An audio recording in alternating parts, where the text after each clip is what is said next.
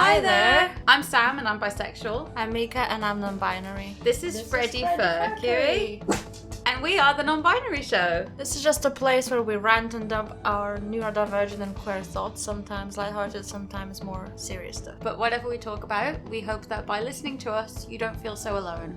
Today, we're talking about ADHD and autism and whatever we're going through, because we're both undiagnosed. Yes. And we're just trying to explore and trying to find out and figure out what we're going through is actually called, I guess. I'll tell you what it's fucking called. It's called a piece of shit. Called trauma? I just suddenly feel like everything that makes me feel like a piece of crap, I can just tell someone, sorry, it's my autism. Because I just feel like it's, you know when you've got nobody to blame? Yeah. You blame the autism, and that's just like an easy way out. That's what it's become, to me anyway. In a way, I feel like that's what we should feel. Because what you blame, if not your autism, you blame yourself. Oh, that's a good point.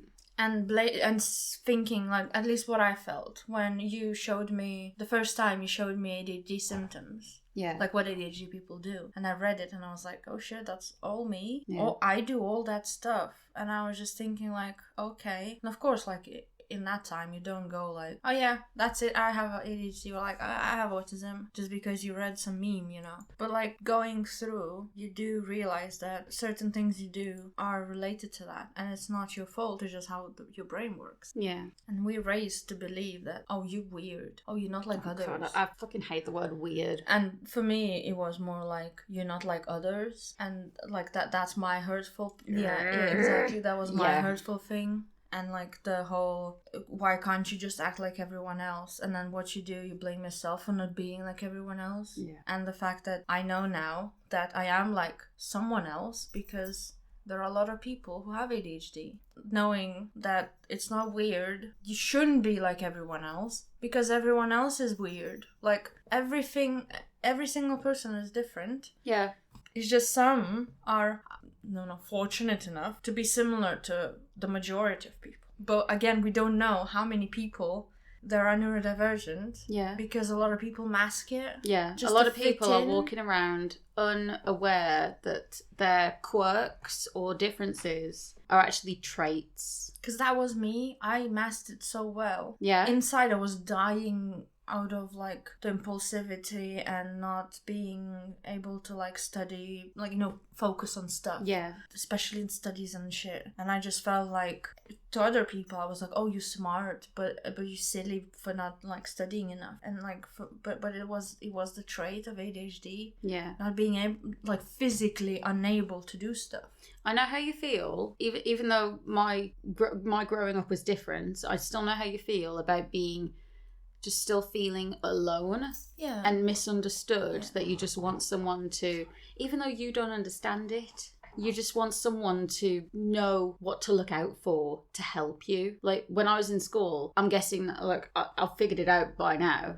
In retrospect, I mean, I've figured it out that my teachers just did not know how to identify autism, ADHD, learning disabilities. My teachers in primary school probably only knew how to identify dyslexia, right? What they saw in me, though, was that I was more advanced than other kids. And I'm not bragging, by the way. This is a fact. I was put in a higher class for literacy because I was already learning how to read and write in certain areas and things like that. So I like every day for English, I would just go across the corridor to the next class up. And they just saw that I had skill in that sense. Like I was able to read more advanced than the others. And that made me an instant target for bullying. Now, my primary school was so shit at tackling bullying. And I'm not even going to talk about the kids themselves that bullied me, but they very clearly knew that I was different, and that because of that, I fucking hate the word weirdo. Yeah. It not even just weird, but the triggers you, the whole weirdo. Yeah, word. yeah. Name calling, to call someone a weirdo. I hate it. I really do, because no one is normal. No. What is normal? no one is that average that they can just cruise through life. At this point. Being so boring that there is nothing interesting about them. Nothing about anybody is normal. Because autism is a spectrum, isn't it? Yeah? Autism, everyone, I feel like the majority has autism, but just it's the way the world was made that a lot of people with autism, especially the lower end of autism who had just a little bit of it, a lot of people can mask it and it's just like a nice quirk or bonus, depending what it makes you do. Yeah. But it's okay for them to pretend to be quote unquote normal, which we hate that word. Yeah. Because, like you said, no one's normal. And it's definitely just, that's why now we learn, not as a teacher, you are taught to see things, if someone has autism, you are taught not to, say, oh, just suck it up and, if someone has an autism. I am taught that from a neurotypical perspective, though. Yeah, that's another The problem. people who give us the training are neurotypical. Yeah. And they're telling us this, and this. These are traits of autism or ADHD. Be on the lookout for them because we don't want these kids to fall through the cracks. But I don't have to be told half these things because I see those traits in myself and I know instantly there's something different about that kid. We need to keep an eye out for them and take special care into their feelings and behaviors and things so they don't fall through the cracks. I'm seeing that myself anyway. I don't need to be told. Yeah, but I'm saying for people who are neurotypical, for teachers who are neurotypical, it's good that at least it's kind of pushed now. You can't become a teacher without knowing that autistic people exist, Yeah, you do get told that in training. Back in the 2000s when you were a kid, it was barely a thing, was it? It was still very, very much wasn't taken seriously. I don't want to talk about Waterloo Road. Oh no. The asparagus kid. So I'm rewatching Waterloo Road. I watched it a long time ago when it was on the first time. And I'm just about to start series 6 actually. So for people who are not British. Yeah, this might be completely irrelevant to you. Waterloo Road is a show. It's like a soap opera. I thought you were going to call it a shit show. It's like a soap opera about, it's revolving around school, teachers and students and all kinds of shit goes down there. Yeah. It's just, I don't watch it because it's just a lot.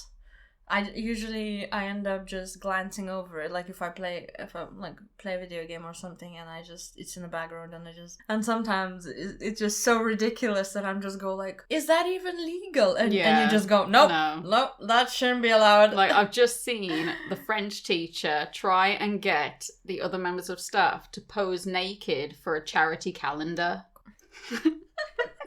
And then the head teacher's like, what the fuck were you thinking?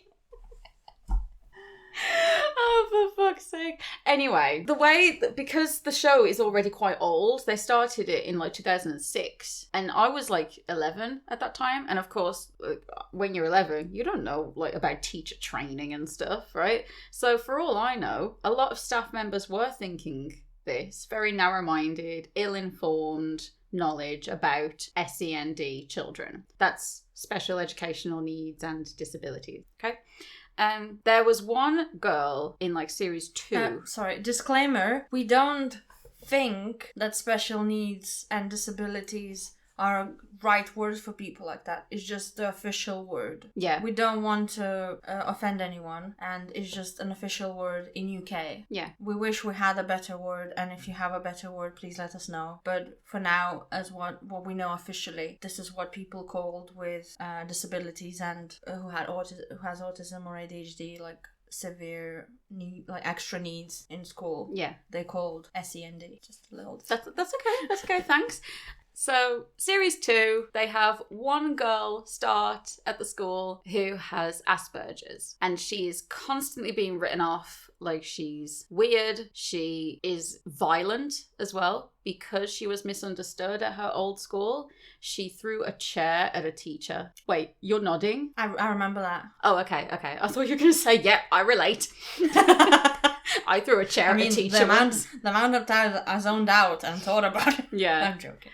But when they get told, all the staff get told, oh, we have a diagnosed girl with Asperger's. We have a girl starting that has been diagnosed with Asperger's. We need to take special care into making sure that she feels safe and welcome at the school. And most of the teachers in the staff room, when they heard this announcement, they were like, oh God, we have to give her special treatment. This one teacher, you know who it is. He has absolutely no consideration for disabilities, anybody who maybe doesn't understand English all that well. I feel like he's just very narcissistic ass at this point. Like, yeah, because he doesn't care about anyone. He doesn't care about mental health. No one, not other staff members, not children. Like, he just doesn't care. Yeah, he just cares about himself. And if you're dyslexic or something, you're just dumb. Yeah, that's that stigma, isn't it? Like, yeah, he is like the complete anti-teacher that you would ever want in your school, and yet somehow he's still working as this job for like 20 odd years. He's still there. He's still in it. I know how his character leaves the show. I don't want to say anything in case there's anyone who actually is interested in the show and doesn't want spoilers. I'm not going to say, but I do know how his character leaves the show. He did. Sorry, did I spoil it? Oh God, can I get to my point about this girl? Sorry. This girl has Asperger's, right? Her first lesson was with this anti-teacher who just doesn't like any sort of difference in his children. He wants the cookie cutter formula. He wants them to just read a book, answer the questions, pass the exam. He's very formulaic, right? She comes along. There's a lot of sensory things going on in the room. She's rocking back and forth in her chair, humming to herself, and he's having a go at her like she's a freak show. Like, what has gotten into you? Calm down. Get a hold of yourself. And she picks up the table, I think. Something like that. She had a proper meltdown, and she, I can't remember now. It's been a while. But point is, she is immediately, written off as a hopeless case. She is disruptive. She's destructive in the classroom, and there is no hope for her, right? After a bit, though, she gets settled into the school. Everybody learns how to live with an Asperger's girl, like that's her name or something. And I remember there's one episode where they're showing a parent around, and they pass her in the hall, and she goes, and one of the SLT guys goes, "That's Carla. She's our Asperger's kid." Like, there's only one in the school. Like, fuck. Mind you, I think the way they portrayed the character is quite good, isn't it? Like, oh, she's very good. It's a very authentic portrayal. It wasn't like the one that, it wasn't stereotyping as the, oh, she's so smart, but she's crazy kind of. Yeah, she did throw a Not chair like Sheldon. Yeah, I think Sheldon is a bit sometime. Oh, although, see, Sheldon wasn't too bad as well, because we did see his, life, so we do see more, because mind you, we can't really talk about Sheldon yet, because we haven't watched young Sheldon. That too. We might see his upbringing, his I heard it's autism. very good, actually. We need to watch it. It's supposed to be very good. Better than The Big Bang Theory. Yeah, that's what I heard as well. People probably don't because like there's no laughing on it, for a start. It plays out more like a drama, I think. Anyway, so shall we move on to our main thing then? So we're still going to talk about the spectrum. We're going to talk about autism and ADHD, but we're going to talk about it through something we watched a few weeks ago now. It's Sam's origin story. Yeah, I'm no joke. This was me as a kid. This story has shaped me in ways I didn't fucking know until a few weeks ago. I really didn't realise just how much this impacted me. The main character was me as a child, and the other main character is me now. A few weeks ago, we watched Matilda, the musical, on Netflix. Now, I love the musical of Matilda. I went to see it a few years ago as well, before COVID, and I knew what I was getting myself in for. I loved the soundtrack already. I knew what it looked like on stage, and I was just there to watch it unfold for myself. Yeah? Right, so context. Matilda is a 1988 children's novel written by British writer Roald Dahl and illustrated by longtime collaborator Quentin Blake. Dahl's initial draft for the novel portrayed Matilda as a wicked, irrational girl, her name being drawn from the poem Matilda Who Told Such Dreadful Lies, where she tortured her innocent parents and used her psychokinetic powers to help an unethical teacher win money at horse racing. So the poem is completely what? different. The poem is completely different from the story that we know, yes. Do you want me to read that again? No, I heard it. I told you I'm listening. Okay. So, Dahl's biographer, Jeremy Treglow, went through the author's documents, including the drafts for the novel, and noted that his American editor, Stephen Roxburgh, had been instrumental in reshaping the story. It was his idea to make Matilda an innocent child who loved books, with her powers manifesting as a result of the abuse she endured. So it comes out of being so isolated that she's able to let her emotions come out in fantastical ways. Yeah. Roxburgh also suggested various changes to the main characters that were incorporated into the finished novel, but the two had a falling out as Dahl decided to take the manuscript to a different publishers. So there's this guy who's taking all his ideas and putting it into the book and giving him no credit for it. Right. So Dahl said later in an interview that he got it wrong at first, and it took him over a year to rewrite the book, failing to mention Roxburgh's input. So we know the kind of guy that Roald Dahl is. It's come out in about a year or so that he was very racist. He was anti-Semitic. And he might have been homophobic as well. That doesn't surprise me. Yeah, I mean, growing up in 20th century... No, listen, if you were anti-Semitic, then it just says it all. I think so, yeah. The mean and loathsome Mrs. Pratchett, owner of the sweet shop that Dahl frequented as a boy in Cardiff, inspired Dahl's creation of Miss Trunchbull. So we've got this mean old lady who hates children. Yeah, we've got that character that's in there. Mr. Wormwood, Matilda's dad, was based on a real-life character from Dahl's home village in Buckinghamshire. The library was the inspiration for Mrs. Phelps's library in the book, where Matilda devours classic literature. On Matilda's love for reading books, Lucy Dahl, that's Roald Dahl's daughter, she said that her father's novel was, in part, about his love for books. I think there was a deep, genuine fear within his heart that books were going to go away, and he wanted to write about it.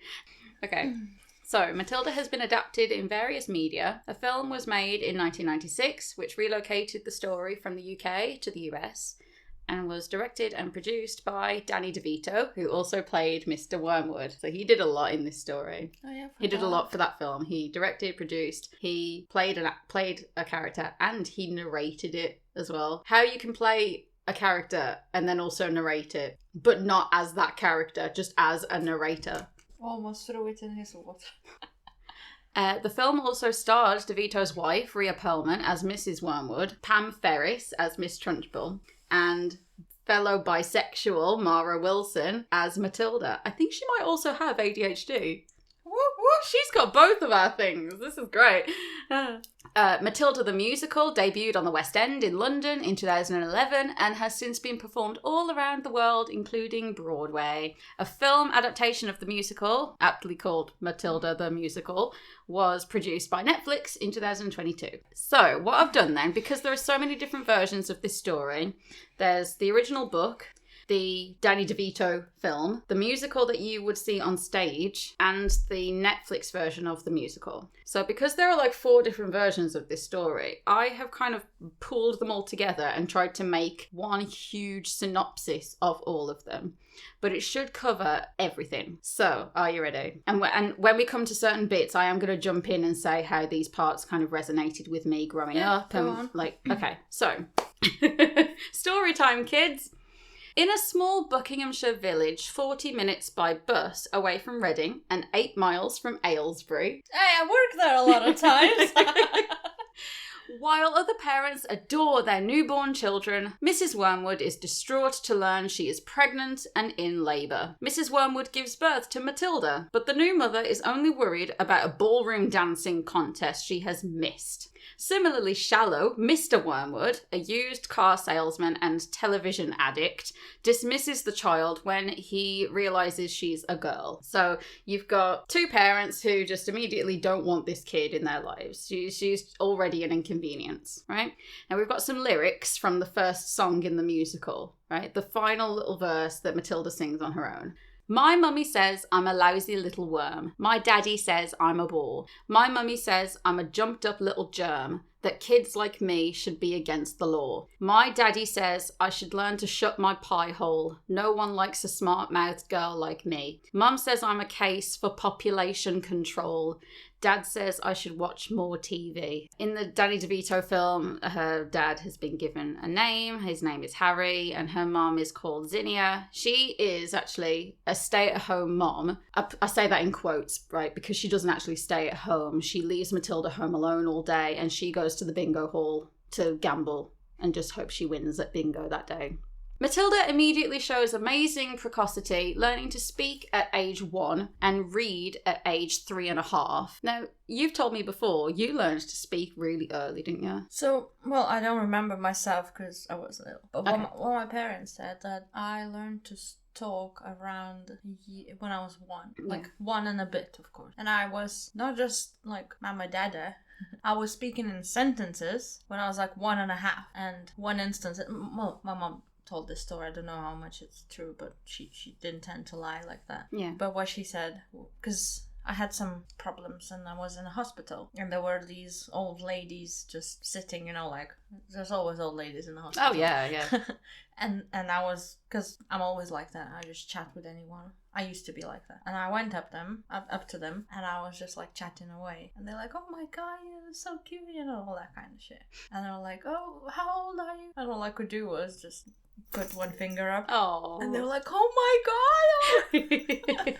But unfortunately, when I was 3, I had a lot of visits to the doctors. And I don't remember myself. My mom didn't know what happened. But I got scared by doctors so bad that I started to stutter. Oh. And had to actually relearn to speak. So my mom tried to make me learn more like poems and stuff, you know, like to just try and speak again. Yeah. So I had a bit of but yeah, I learned to talk very early. Yeah. Do you think that's related to neurodivergence? Oh, definitely. Yeah. Okay. I think that's that the quotes talented but lazy kind of thing. Oh God, I hate that. So I pick up stuff so quick. Yeah. Like even now, if I'm learning something new, it's like quick for me to learn. Yeah. So Matilda learns to speak at age 1 and to read at age 3.5, perusing all the children's books in the library at age 4 and 3 months. That's very specific. I know. That they've put that. And moving on to longer classics such as Great Expectations and Jane Eyre. I wrote this part myself because this wasn't in the synopsis, of course. She's also able to make the perfect batch of pancakes all by herself. That is probably my favourite part in the whole film. It's that song, On My Way.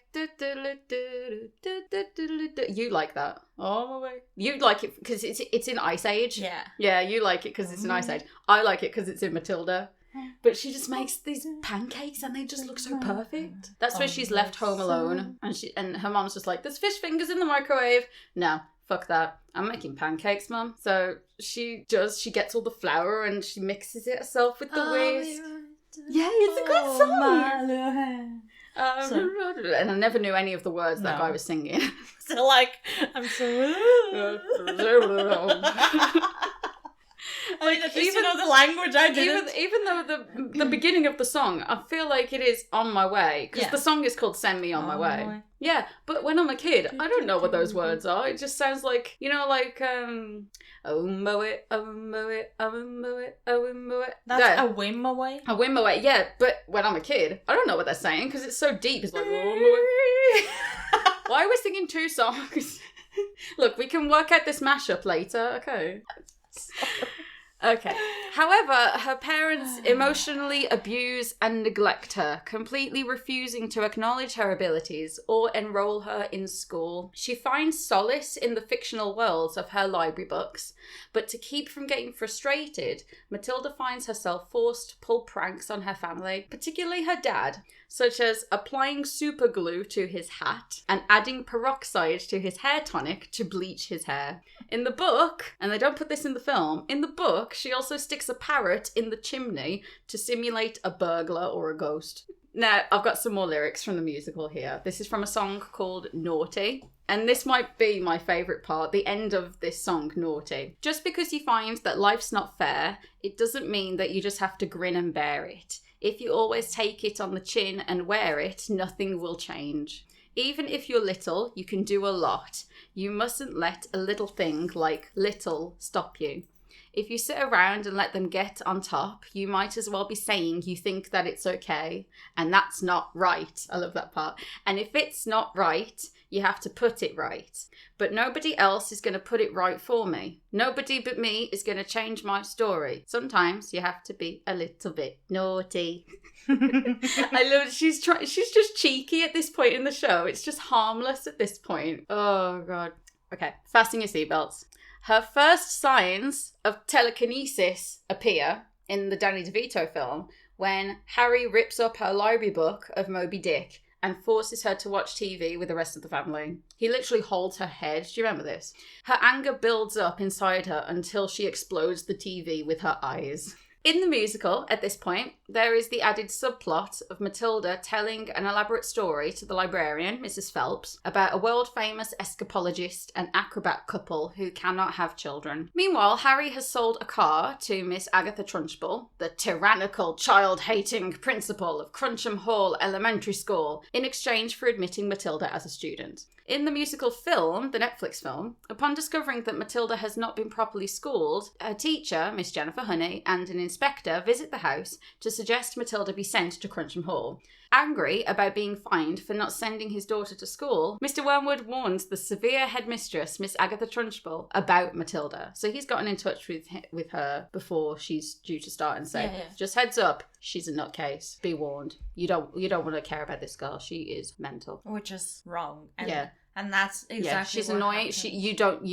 We don't like her. Therefore, you won't like her. Yeah, but that's what happens, isn't it? Like parents who don't understand autism and any kind of neurodivergence. Well, they just took one look at her and thought, no, we don't want this kid. No, that's what I'm saying. So parents who don't care enough about their kids and they don't care enough to find out why they're acting certain way and stuff. And they just go, oh, you're just stupid. Yeah. And therefore, the kid goes to school and there's no support at home. And if there's no support at school, then it's just the kid is lost. And that's exactly the thing that happened to us. Yeah. Like, I wasn't abused by my parents, but my mom tend to be a bit harsh when it comes to things like homework and harsh, I mean, like, why don't you just do it, and things like that. Like, there was no understanding about the fact that I might just not be able to because of something that happens in my head, like no one, like they didn't know about ADHD or neurodivergency at all. Yeah. There's no such thing. Yeah. When I was little. Is there any such thing now?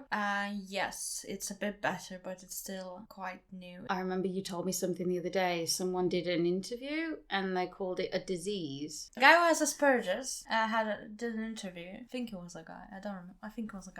Yeah. Did an interview, and there was one sentence saying that he learned to live with his illness. Oh, God. And someone in the comments was like, how can you call it an illness? Like, are you okay? This didn't even get lost in translation, did it? It's not even like they made a mistake. Lithuanian person, Yeah. So it should have been, yeah. So I feel like at this point in Lithuania, it's what you had. It was a little bit there. People knew about it, but it's not implemented with teacher training. Yeah. I don't think. It's hard to tell for me because, I mean, I have some teachers in my friends. I could ask them.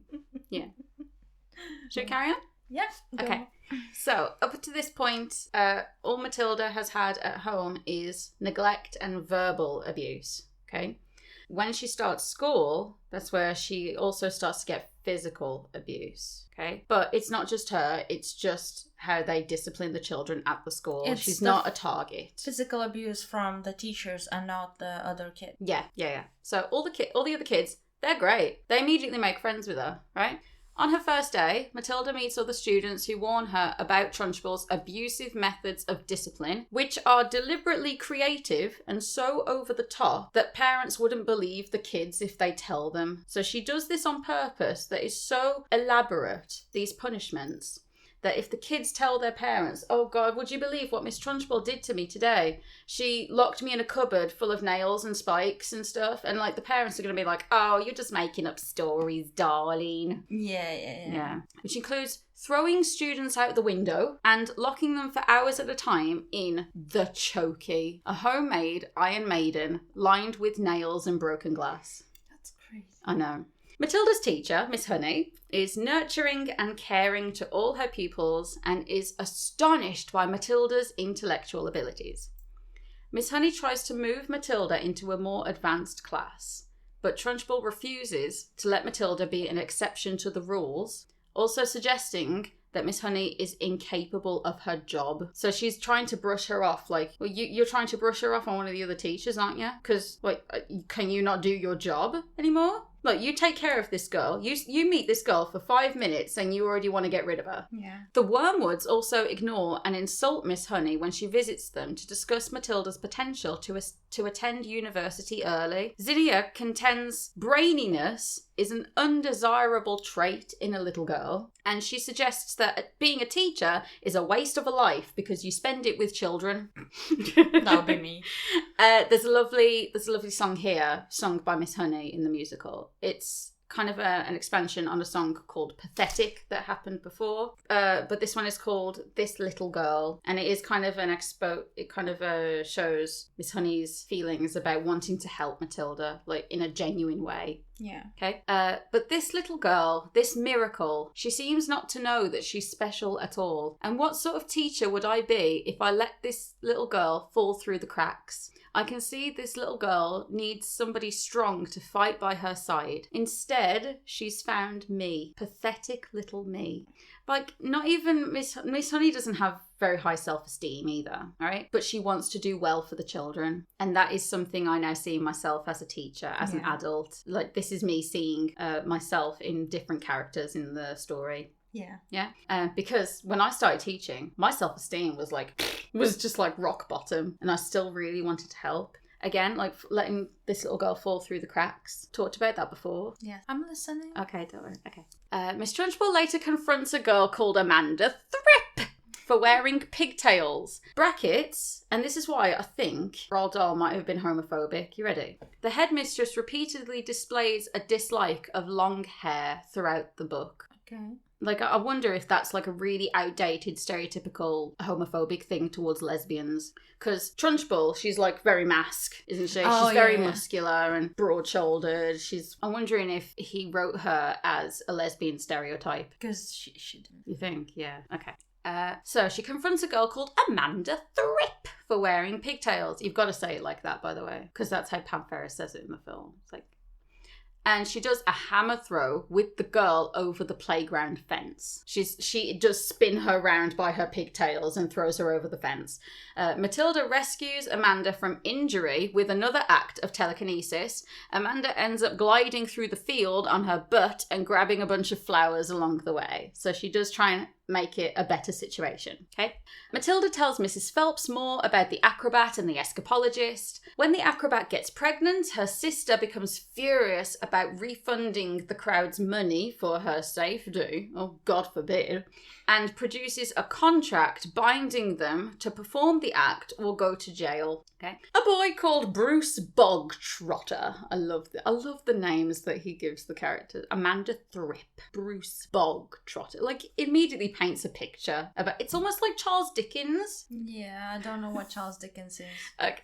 Like Oliver Twist. Never read that. Okay, never mind. Okay. Sorry. Okay. You non-English person, that's okay. A boy called Bruce Bogtrotter is later caught by the cook stealing a piece of Miss Trunchbull's cake from the school kitchen. As punishment, the headmistress forces him to eat the rest of the cake in front of the entire student body, saying he will be forgiven if he eats every last crumb. After he unexpectedly succeeds, with Matilda leading the other students to cheer him on, she smashes the platter over his head in a fit of rage and gives everyone 5 hours detention as a punishment. In the musical film, she instead puts Bruce in the chokey. Okay, in the Netflix film, different, okay?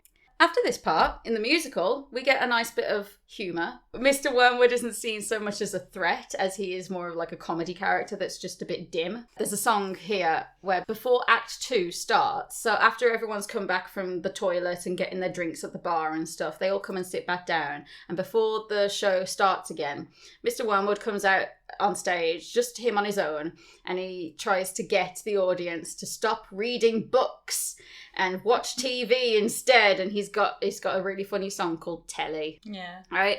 And his argument is that you can watch so much TV shows in about half an hour. Like, you can watch so many stories and stuff, where it takes you like half an hour to read maybe 3 pages of a book. And of course, this is him talking, so it probably does take him half an hour to read 3 pages. But there's my favourite part in this song. No shame to slow readers, though. No, of course not. But shame to you if you think that you can learn guitar from watching telly and not a book. Because his argument is that his son comes out with a guitar and he goes, "Take it away, Sonny." And he comes out and does like, ding, ding, ding. It's like really terrible. I could get the guitar now and demonstrate. And he's just like, ding. It's just terrible. And he just goes, "You can't learn that from a stupid book." Okay. Matilda tells Mrs. Phelps more of the acrobat story. Bound by their contract, the acrobat performs the stunt but is fatally injured, living just long enough to give birth to a girl. Her husband forgives the sister, that's mistake number 1, and invites her to move in with him and his daughter to help raise her. That's mistake number 2. The girl's aunt is secretly cruel and abusive to the girl, blaming her for her sister's death. The aunt locks her in the cellar. When her father finds her, he confronts the aunt but is never seen again. So some shit's gone down when the girl's not there. Okay. After discovering the car Harry sold her was faulty, Trunchbull locks Matilda in the chokey as punishment. While she waits to be let out, her friend Lavender plays a practical joke on Trunchbull by placing a newt in her jug of water. This is like a key thing that's in it's in the book, it's in the film, it's in the musical. Trunchbull accuses Matilda, who, in anger at the injustice, telekinetically tips the glass over, splashing the newt onto Trunchbull. It's only here that Matilda realises she can move things with her mind. In the musical, Matilda discovers her powers after Trunchbull bullies the children and verbally abuses Matilda during a grueling PE lesson. Now, here in my notes, I've just put the whole of the song quiet.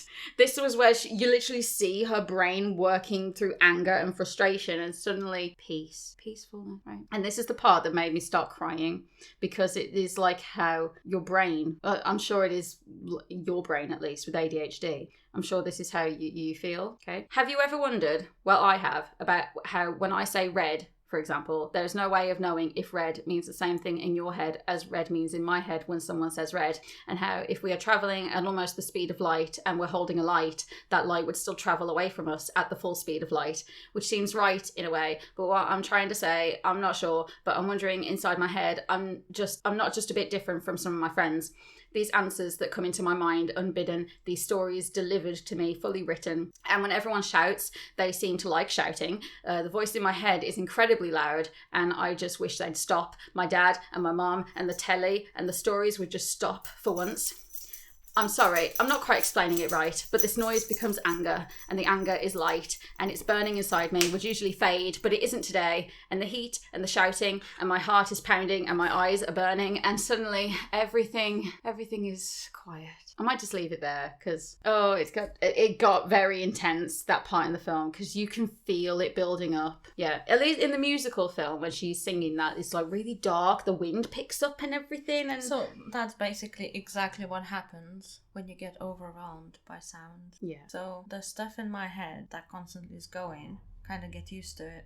If something happens on top of that, say I'm in the public restroom and someone uses hand dryer, and suddenly all the noises in my head amplifies for some reason, and makes me feel like I just want to run away and hide somewhere quiet. If we ever go somewhere together and we go to the toilet before we drive home or something, I need to remember not to use the hand dryer then, okay? I never use hand dryer at this point. Yeah. One thing is full of germs. True. So what you do is you wash your hands, dry them on your clothes, and put hand sanitizer on. That's what I do. Yeah. I put hand sanitizer on when you leave the restroom, because if you need to open the door, you get germs. And I'm not germophobic, but I do try to keep aware of that and do that in that order. Yeah. Can I carry on? Yeah. Matilda reveals her new powers to Miss Honey, and they quickly develop a strong bond. Miss Honey invites her to her house for tea after school and lets her in on a secret. Her mother died when she was 2, and her father, Magnus, invited his wife's stepsister to live with them and look after her, but she was abusive. 3 years later, Magnus died, seemingly by suicide, supposedly leaving everything in his will to the aunt, who Miss Honey suspects murdered him. Does this sound familiar? Yeah, this is the story from her. This is the acrobat story. In the musical, it is added that when Miss Honey first became a teacher, her aunt produced a bill detailing everything Miss Honey consumed as a child, along with other expenses, and forced her to sign a contract binding her to pay it all back.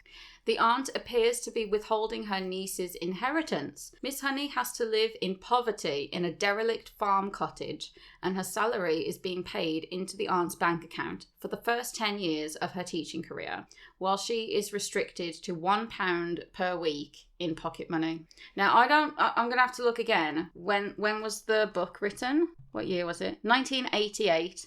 So this was after decimalisation. So a pound is how we would see a pound. It's not like shillings and stuff. It's not old money. A pound was still worth more than it is now, of course. So yeah, you could say £1 was probably £10.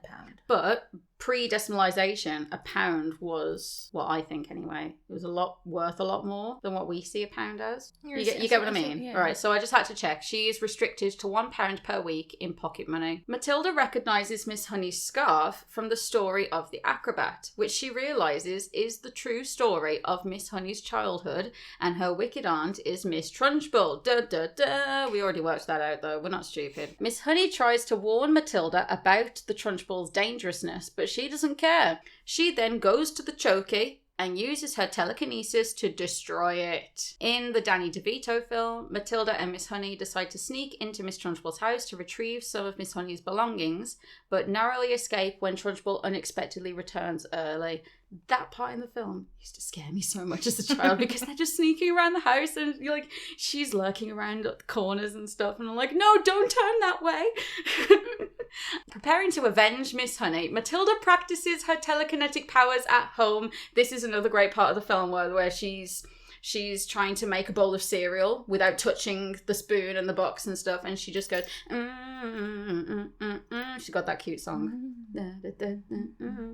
And now I just want to watch it again. The music in that film is very good. She returns to Miss Trunchbull's house in the night to retrieve Miss Honey's childhood doll, as well as performing other acts around the house to scare Miss Trunchbull into thinking Magnus is haunting her. When the children return to school, Miss Trunchbull sadistically forces Miss Honey's class to spell words correctly or be locked in a new chokey. So she's built another chokey. She found out that it got destroyed. She has Lavender spell a made-up word, tricking the other children into purposely spelling words incorrectly in rebellion. Trunchbull then reveals that she has made a multitude of new chokeys for every single child to be put in. That part in the film was very dark. Yeah. That isn't in the musical. It's that they did that for the film, and it's very, it really shocked me. Matilda telekinetic, I will say that word properly at least once.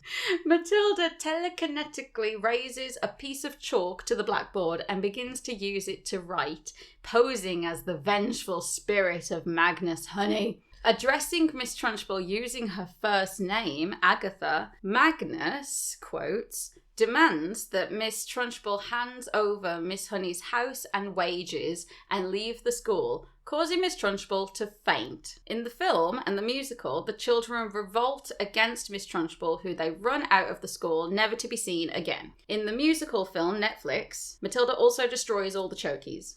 Okay, so there are no chokeys. Goodbye, chokey. No more corporal punishment. Okay, in the book, this is where all the endings split off. Every different version has a different ending. Okay, so the original story in the book. The next day, the school's deputy head, Mr. Trilby, new character we've never seen before for some reason. He visits Miss Trunchbull's house and finds it empty, except for signs of Trunchbull's hasty exit. She is never seen again. And the next day, Miss Honey receives a letter from the local solicitor's office telling her that her father's lifetime savings were safe in her bank and the property she lived in as a child was left to her. I'm now wondering, has she ever looked in her bank account ever? Has she just believed that she has no money this whole fucking time? Trilby becomes the new headmaster, proving him to be capable and good-natured, overwhelmingly improving the school's atmosphere and curriculum, and quickly moving Matilda into the top form class with the 11-year-olds. I think at this point she's still supposed to be like 5. Rather to Matilda's relief, she's soon no longer capable of telekinesis. Miss Honey theorises this is because Matilda is using her brain power on a more challenging curriculum, leaving less of her brain's enormous energy free. Matilda continues to visit Miss Honey at her house regularly, returning home one day to find her parents and her older brother Michael hastily packing to leave for Spain. In the American film, it is Guam, not Spain. Why do they just have to change stuff? What's wrong with Spain? Don't ask me. Miss Honey explains this is because the police found out Mr. Wormwood had been selling stolen cars. In the musical, the police is changed to the Russian mafia after Harry sold them faulty cars. Matilda reasons with the mafia boss, Sergei. Of course, there is only one Russian name in the world ever, and it was always Sergei. And he is so impressed by the fact that she can speak fluent Russian, he lets the Wormwoods go. He just, like, okay, you are a clever little girl. Goodbye. Sorry for the accent. Do you want me to do that again? No, please don't. No. Do you want me to say that? No, it's okay. It's fine. Sorry for all people who have an accent like that. Okay. Sorry. Matilda asks permission to live with Miss Honey, to which her parents rather distractedly agree. You know, that almost says, like, wait, I want to stay here. I don't want to go to Spain. I want to live with Miss Honey. And like, what? Go on. I didn't hear what you said, but go on. Do what you want. That sounds like that's how that happened in the book. In the Netflix film, Matilda uses her powers to unglue Mr. Wormwood's hat, which has been stuck on his head this whole time. Matilda and Miss Honey find their happy ending as the Wormwoods drive away, never to be seen again. There's a lot of things that just never to be seen again. And everything's just full of mystery. The American film modifies the ending to Matilda saying she would rather be adopted by Miss Honey. Her parents are initially reluctant, but her mother apologises for never understanding her only daughter. Desperate to leave, the parents sign the adoption papers and Matilda lives happily ever after with Miss Honey, who herself becomes the principal of Cruncham Hall. In the Netflix film, the school is renamed to, I really liked this, I thought this was a shout out to another Roald Dahl book, the Big Friendly School, which I thought was a shout out to the BFG, Big Friendly Giant. And Miss Honey has a new playground built at the school, so you're immediately seeing a new atmosphere. I wonder, do you think Ofsted has ever fucking been to this school? That's where it goes, isn't it? I know. So that's what's going to happen. Matilda 2, the inspection. Something like that. Would it be set before, like, would it be set, like, in the middle of the first film, or would it be set after the film? Probably after, because, like, once... Well, what's the point, then? Oh, that would be a good fan fiction, though, wouldn't it? Like, a mid-film scene, like, Trunchbull. I don't know, maybe she pays them off or something. I don't know. But there wouldn't be film material, really. No, it would be, like, something on fanfiction.net. Yeah. So, that's the story, right? Now... I want to talk about certain things that she does that makes me think about autism. Okay. Like, I want to say that, like, the whole thing is, like, a giant metaphor for autism. The fact that she doesn't feel like she's being heard at home. She doesn't feel like she is validated at home. That immediately makes her, like, othered away from, quote, normal people who don't read books and watch telly because that's normal. Yeah. The fact that no one shares her interests as well. So she has interests that nobody else cares about. That's another trait, right? My trait was also reading growing up. I loved Harry Potter, and I still do, right? But the fact that I grew up with Harry Potter, nobody else seems to enjoy it on the same level as me. I lived and breathed Harry Potter growing up. I had so much merch. But that's how it is with autistic people.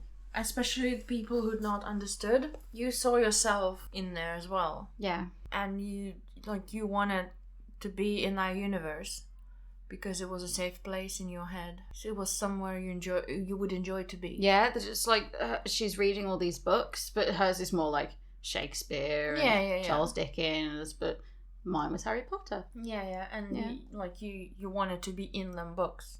Yeah, and it wasn't even just me wanting to be a witch or something like all the other kids. Oh yeah, wave your wand, do some magic because you're a kid. But no, I literally wanted to get away from my school and be around other kids. Yeah. Because my school was a shithole. Yeah. She also makes up stories, and that's kind of how I find myself making music.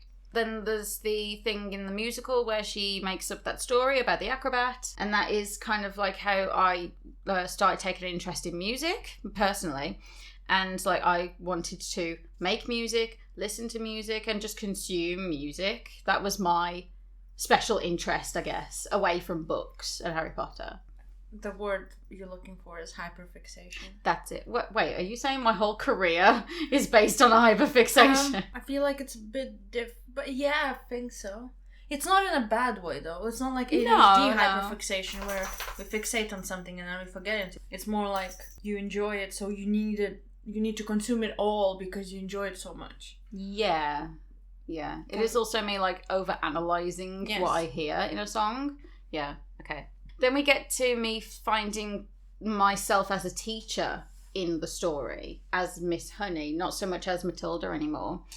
But the fact that she wants to do what's best for all her children that she ever teaches, no matter what they're going through, she wants to be that person that they can trust and have at least one person in their life that they can depend on, whatever shit they're going through. I want to be that person. I didn't realise until I qualified or when I was training that I was literally modelling my entire teaching approach over Miss Honey.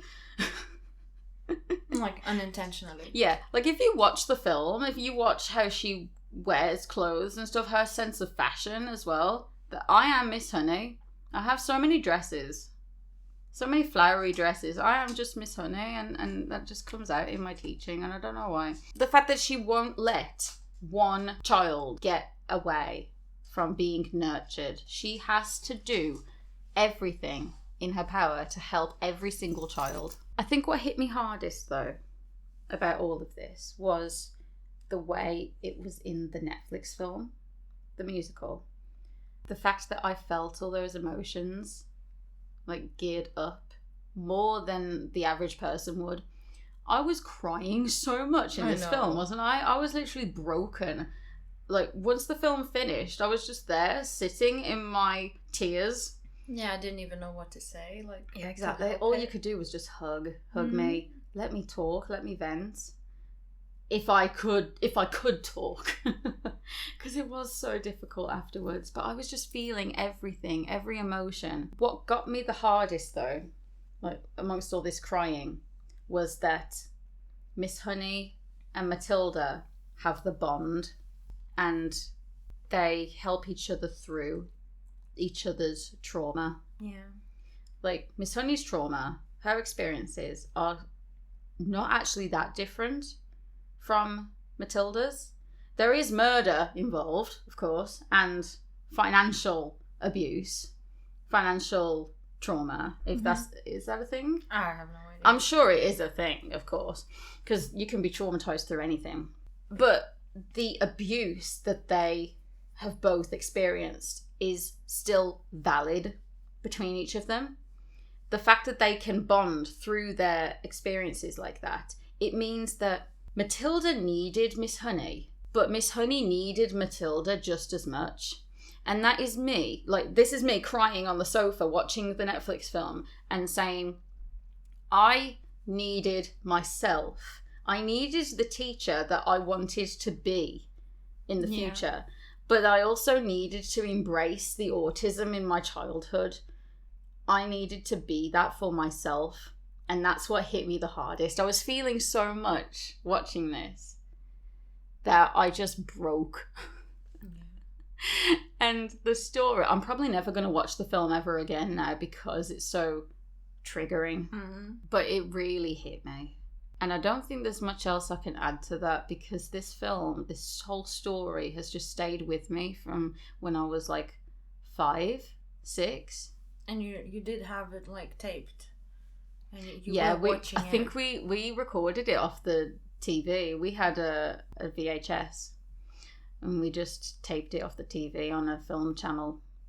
So I think we had ads on this tape as well, really old 90s ads in the middle of the film. So I grew up with this story. Kept watching and watching and watching. Watching and watching and watching. Another hyperfixation, another like consuming stuff to no end. Because I was that kid as well. I also used to watch a lot of films repeatedly.